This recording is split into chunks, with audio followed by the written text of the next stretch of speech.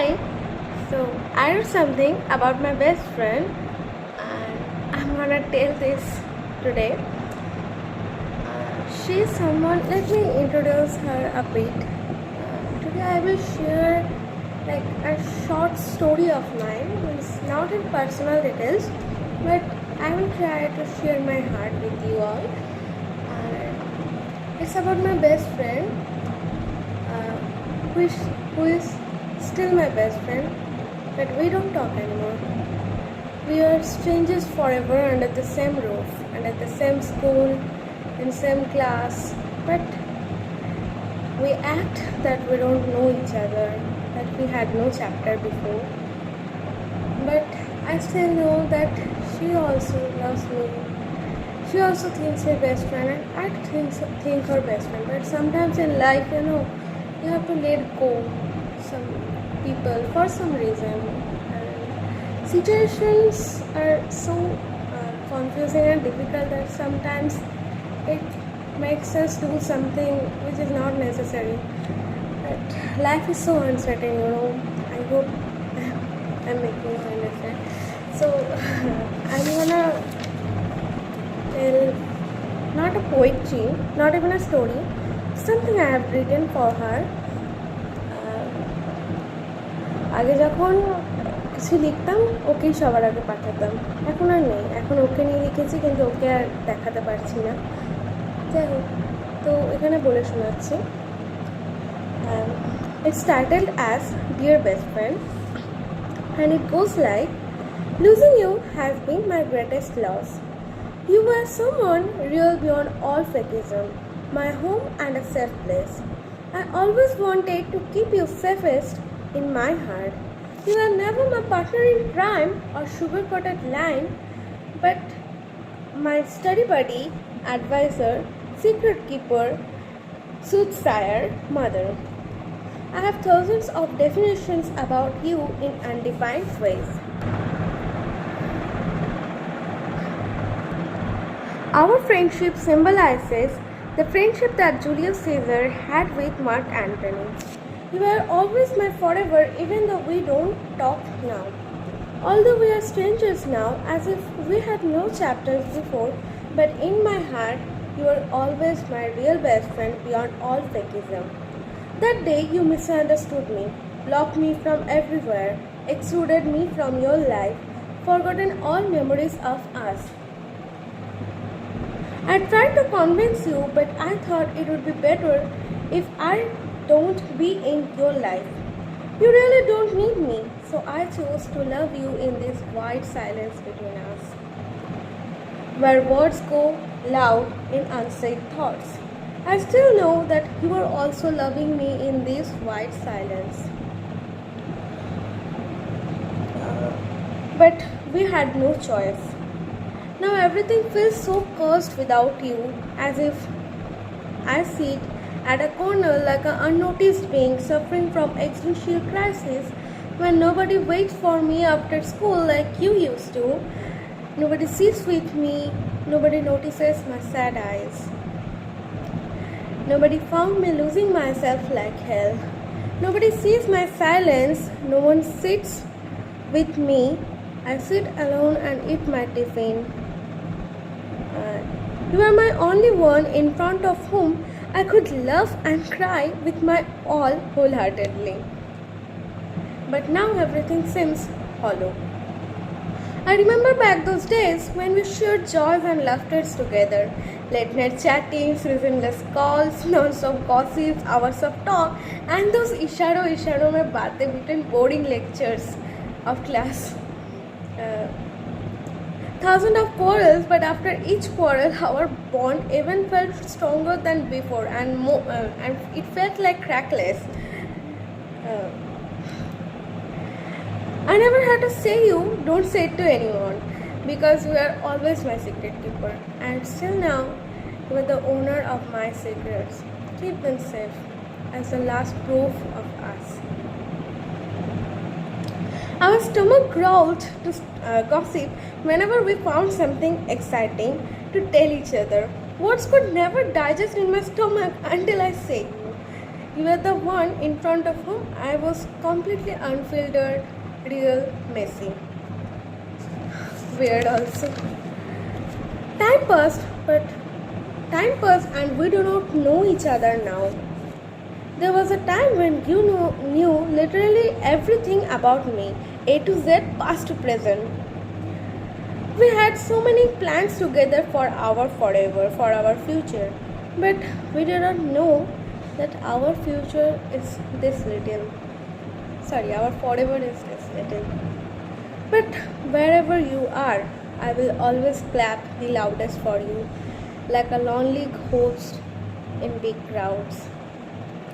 I sit at a corner, see you smiling and giggling with your friends when the gravity swallows me whole to the cracks of the tiles.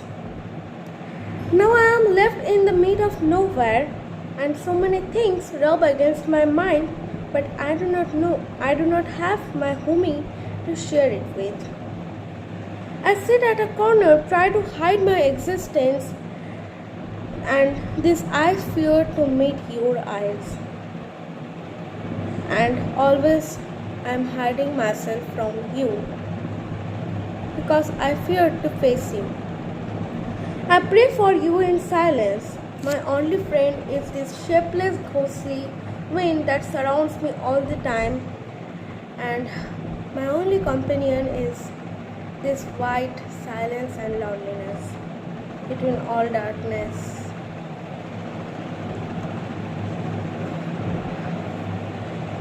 One minute. And you see, I will never disturb anyone again.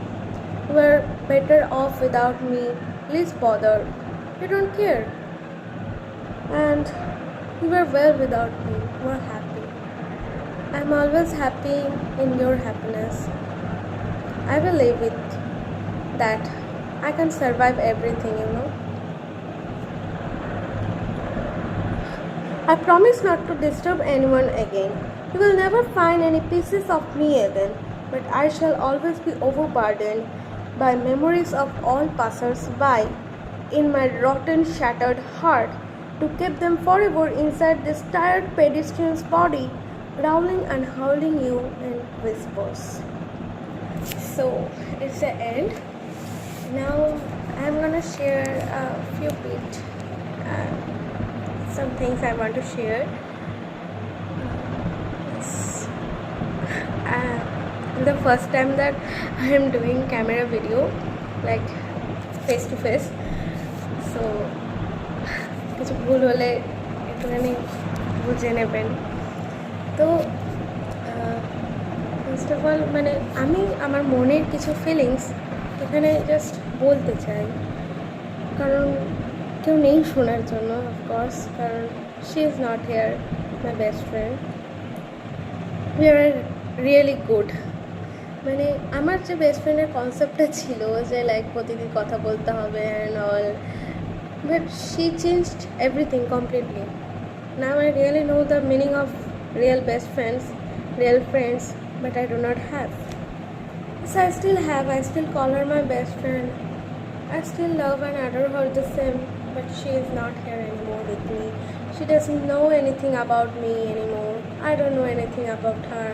We act like strangers in between same class. We do not look at each other now. And when our eyes meet, I froze.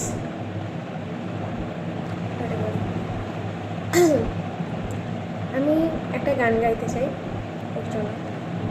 Generally আমি একটা গান গাইবো যেটা normally মানুষ romanticise করে, but I do think that song also depicts a friendship.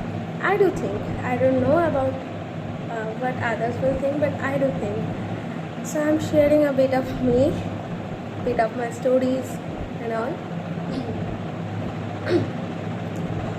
अभी ना जाओ छोड़ कर ये दिल अभी भरा नहीं, अभी अभी तो आई हो बाहर बन के छाई हो, हवा जरा महक तो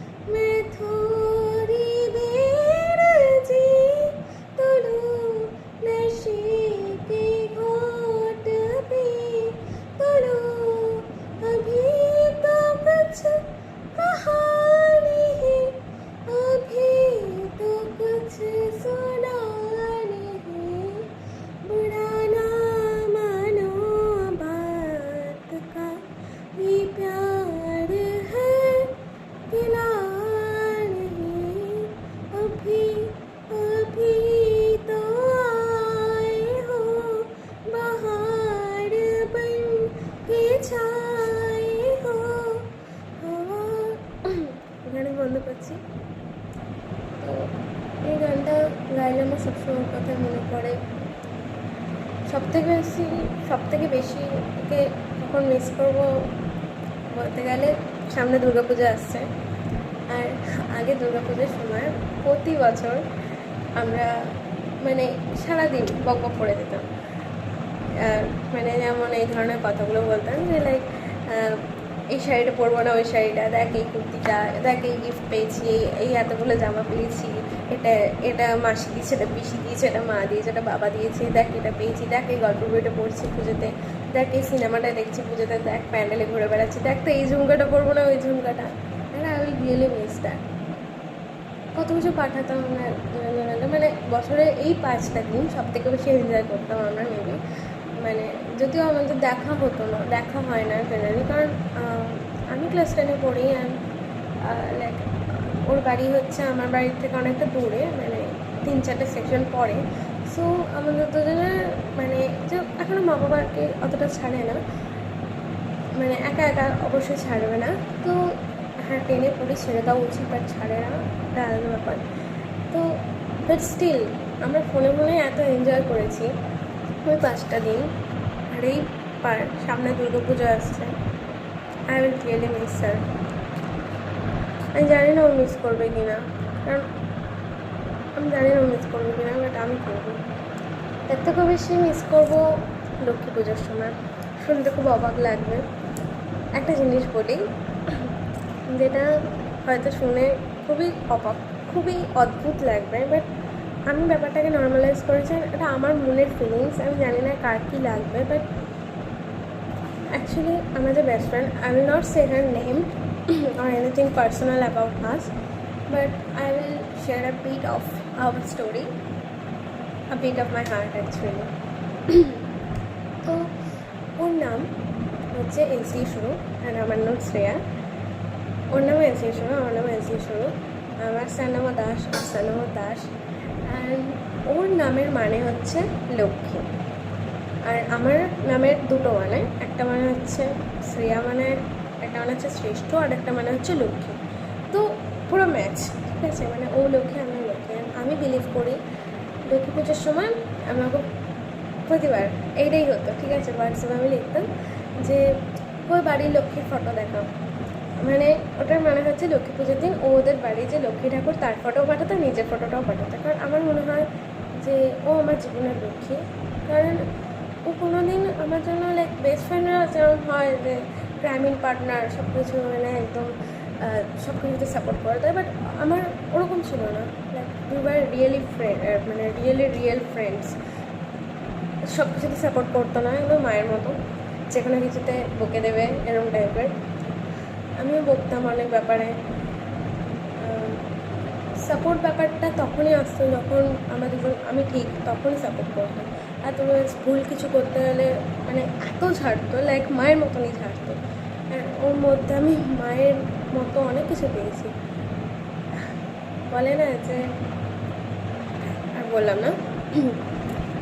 তো আমার মনে হয় যে লক্ষ্মী পুজোর সময় লাইক আমাকে এখন আর মা বাবা বাদ দিয়ে আর কেউ বলার নেই যে পর এটা করিস না, ওটা করিস না, এটা ভালো না, ওটা ভালো না। কারোর থেকে মা বাবা বাদ দিয়ে আর কারোর থেকে অ্যাডভাইস নেওয়া নেই। আর মা বাবার সাথে শেয়ার করি, সব কিছু শেয়ার করি, ফ্রেন্ডলি, মানে অনেকটাই ফ্রেন্ডলি। বাট সেই কিছু থটস, কিছু জিনিস থেকে যায় যেগুলো মা বাবাকে বলা হয়ে ওঠে না, আর বলা চায়ও না কিছু জিনিস। বাট সেই সব জিনিসগুলো ও জানতো আমার ব্যাপারে একটু সেট, মানে আমার প্রতিটা ফিলিংস, প্রতিটা থিঙ্কিং, লাইক কী বলবো, সব কিছু জানতো, সব লিটারালি সব। তো সেই মেয়েটাকে এখন আমি অফকোর্স প্রচুর মিস করবো। ঠিক ওই গানটার মতো, अभी ना जाओ छोड़कर না গাওয়া উচিত অ্যাকচুয়ালি, কভি না যাও ছোড়কর, বাট অলরেডি ছাড়াছাড়ি হয়ে গেছে। তো আমার মনে হয় যে লক্ষ্মী পুজোর সময় মানে অ্যাকচুয়ালি আমার লাইফে ওর একটা বড় একটা রোল ছিল, ওর একটা বড় পার্ট ছিল। আমাকে এনকারেজ করতো, মোটিভেট করতো। এখন মা বাবা বাদ দিয়ে কেউ মোটিভেট করার নেই। দিনের শেষে যখন ক্লান্ত হয়ে বাড়ি ফিরবো, তখন কিছু মনে হলেও কাউকে বলার নেই, এখন আর কেউ নেই। লিটারালি কেউ নেই, no one. So I am completely blank right নাও।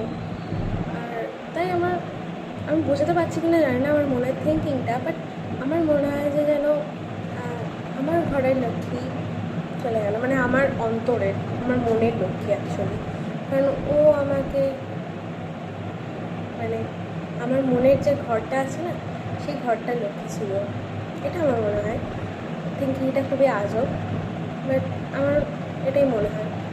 তারপরে একটা কবিতা পড়েছিলাম, মাইকেল মধুসূদন দত্ত, সবাই পড়েছে, বাঙালি যারা সবাই পড়েছে, বঙ্গভূমির প্রতি, এক মিনিট মাথায় আসছে না, বঙ্গভূমির প্রতি না, বঙ্গভূমি, হ্যাঁ শুধু বঙ্গভূমি, কী বলছি, রবীন্দ্রনাথ ঠাকুরের প্রতি একটা ছিল, বুদ্ধদেব ভট্টাচার্যের লেখা, আমি ওটাকে গুলিয়ে ফেলেছি ভুল করে, সরি।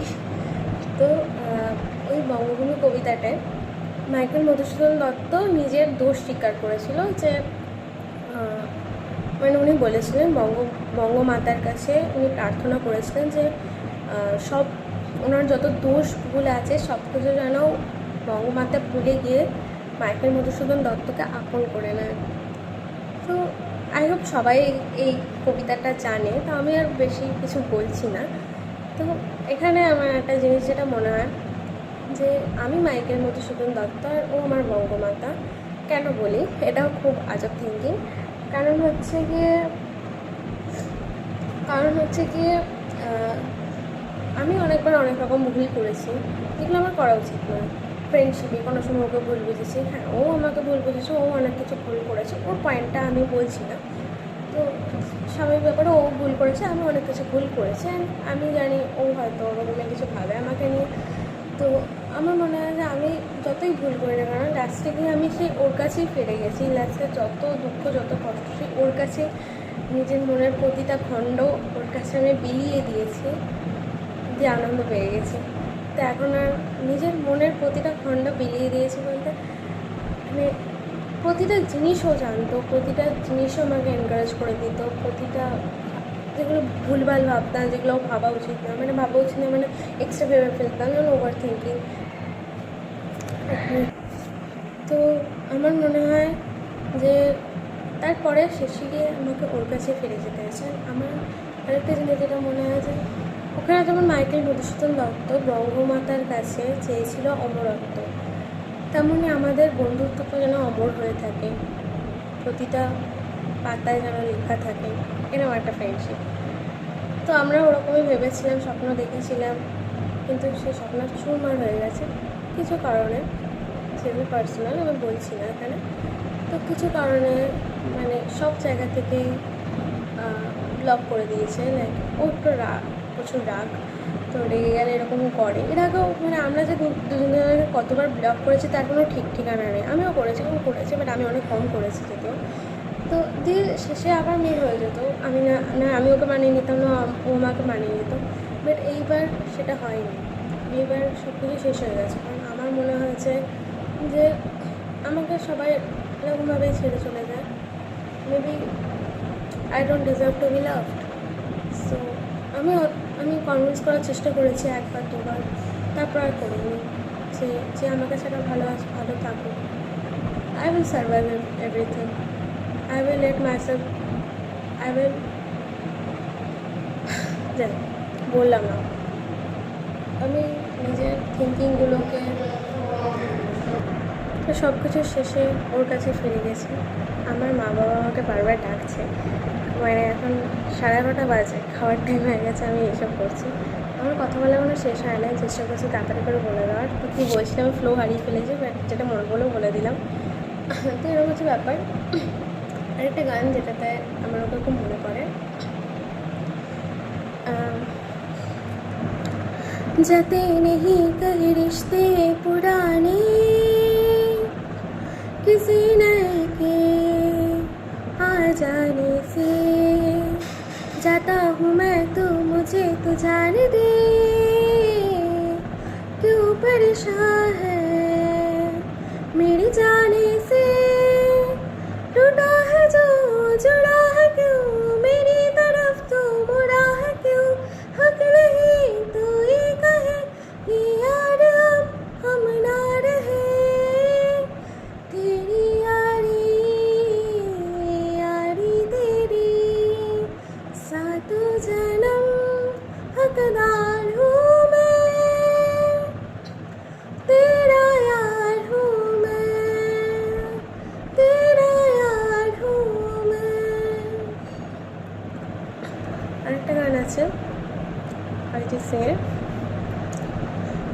उस गली में कभी तेरा जाना हुआ, जहाँ से ज़माने को गुज़रे ज़माना हुआ।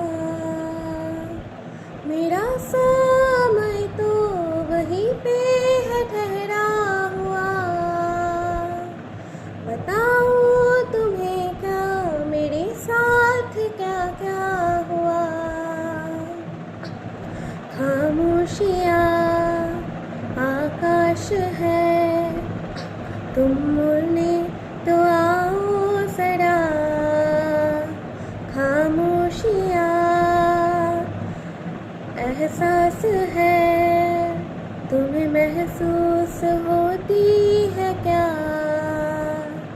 बेकरार है बात करने को, कह दो ना इनको ज़रा। खामोशियाँ तेरी मेरी, खामोशियाँ खामोशियाँ लिपटी हुई खामोशियाँ।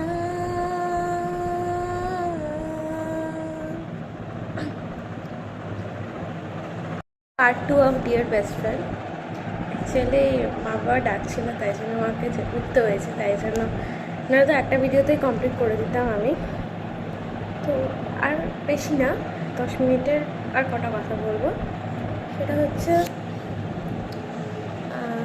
আমি তখন একটা গান গাইছিলাম, কিছু একটা খামোশি। হ্যাঁ, ওই গানটাও as usual romantic breakup song.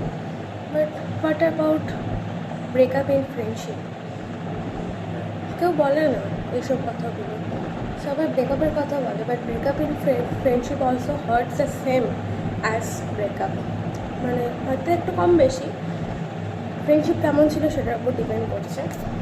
তো খুবই জিনিসগুলো খুবই স্যাড টাইপের, স্যাড এন্ডিং। আমার তো মনে হয় সব রিলেশনশিপই লাস্টে গিয়ে স্যাড এন্ডিং হয়ে যায়, চাই বেস্ট ফ্রেন্ড যাই হোক না কেন, হোয়াট এভার।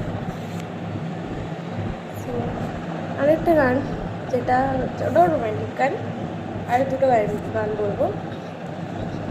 चलो मान लिया हमने, हम याद नहीं तुमको। चलो मान लिया हमने, तुम याद नहीं हमको। चलो मान लिया हमने, तुम्हें प्यार नहीं हमसे। এটাও ওরকমই, এটা হয়তো একটা রিলেশনশিপের কথা বলছে, like beloved blah blah, but in friendship, in our friendship, this song really depicts the real meaning, as if that now we don't know each other, we act that we don't know each other, we are strangers, we had no chapters before, but we had so many beautiful chapters, some of quarrelings, some misunderstanding, little things, little happiness, little togetherness, laughter, joys, sadness, everything. We are really so good, too good to be true. হ্যাঁ, আমার মনে এত ঝামেলা হতো, আমি মানে ভাবতামও না যে মানে আমার খুব ওভার থিঙ্কিং হতো ওর জন্য, যে তোমাকে ছেড়ে চলে যাবে, তখন কী হবে, আমার এরকম মনে হতো একটা ভয়। বাট আস্তে আস্তে ও আমাকে সে ভয়টা থেকে বার করেছিল, যে আর আমি ফাইনালি বেরিয়েও গেছিলাম। তারপর থেকে আমার ওকে নিয়ে কোনোদিন ওভার থিঙ্কিং হয়নি। কিন্তু ফাইনালি এমন একটা জিনিস হয়ে গেল যেটা নিয়ে আমি ভাবতাম যে সব মানে যে থাকা সে থেকে যাবে, কিন্তু ও আছে এখনও, আমি জানি। ঠিক একটা কোটেশন আছে, good friends are like stars in night sky, who stays when you are sad. আমি ভুলে গেছি কোটেশনটা, আমার কিছু মনে নেই, এরকম উল্টো পাল্টা বলে লাভ নেই। বাট মিনিংটা এটা ছিল যে ভালো বন্ধুরা দুঃখের সময় স্টার হয়ে থাকে, রাতের তারা অন্ধকারে জ্বল করে, তো সেই অন্ধকার স্যাডনেস তখন ভালো বন্ধুরা থাকে। আর যখন আমি হ্যাপি থাকবো, যখন আমার হ্যাপিয়েস্ট মোমেন্ট হবে, তখন আর সেই তারাকে দেখা যাবে না, কিন্তু আকাশের মধ্যে সেই দিনের আলোতে সেই তারাগুলো লুকিয়ে থাকে, কিন্তু তারা তাও আছে। এটা হচ্ছে এটা আমার মনে হয় যে হ্যাঁ, ও এখনও আছে, আমি এখনও আছি ওর জন্য। শুধু একটাই জিনিস যেটা আমাদের মধ্যে বাধা হয়ে দাঁড়িয়েছে, we don't talk anymore, but we do love each other still now, I know. যাই হোক, তো আরেকটা গান আছে, আর গান গাইবো না, এইটুকুনি। তো আমি এই কথাগুলো শেয়ার করলাম, আই উইশ কেউ এটা শুনে রিলেটেবল মনে করবে। রিলেটেবল না মনে করলেও ঠিক আছে, আমি জাস্ট শেয়ার করে দিলাম। Maybe someday she will find this video, কোনো দিন হয়তো এই ভিডিওটা ওর হাতে যাবে and she will get my last message to her. ও আমাকে সব জায়গাতে ব্লক করে দিয়েছে, অ্যান্ড আমি চাইলেও অনেক কিছু করতে পারতাম, এদিক ওদিক দিয়ে অনেক জায়গা থেকে মেসেজ করতে পারতাম, but you know, at times you feel like that you should let go, you should dare to let go, even if you know that if I know that if I would have tried a little more, maybe our friendship would have been the same as before, as crackless as before, but there was something that there are a few things that hurted me, and I felt like that I don't deserve love. Yes, I felt so sad that I don't deserve love. I know everyone deserves to be loved, but I don't know why. What's the curse in me that I have the power to see beauty in others, but not in me, not in mirror. I know everyone deserves to be loved, but I don't think that only I'm the creature who doesn't deserve to be loved. Sometimes, you know, when life is so sad, these things hurt you. And a few negative thoughts hits you so hard. Light চলে গেছিলো, তো হ্যাঁ, কিছু কিছু সময় এরকম কিছু কিছু পরিস্থিতি হয়, তখন মানুষকে ছেড়ে যেতে হয়। বাট এবার আই উইশ যে কোনোদিন এই ভিডিওটা যাবে ওর কাছে, just posting this without any reason. অনেক ভুল ছিল, ওটা পড়তে গিয়ে অনেক কিছু ভুলভাল বলেছি, মেবি কিছু কিছু জিনিস ভুলভাল বলেছি, আর গলাটা আমার এখন একটু খারাপ আছে, মানে গলা উঠছে না, গলা ভেঙে গেছে অনেকটা, তো ওই জন্য আমি উঁচুতে উঠাতে পারছি না, তাই নিচু স্কেলে গাইলাম। আর একটু অনেক খসখস করছে গলাটা, কিছু কিছু জায়গায় সুর ভুল হয়েছে, মাঝে মাঝে হয়ে যায় সুর ভুল, কেন কি জানি না। যাই হোক, সব কিছু যেন পার্ডন মি, আজকের জন্য এইটুকুনি। Goodbye. Thank you.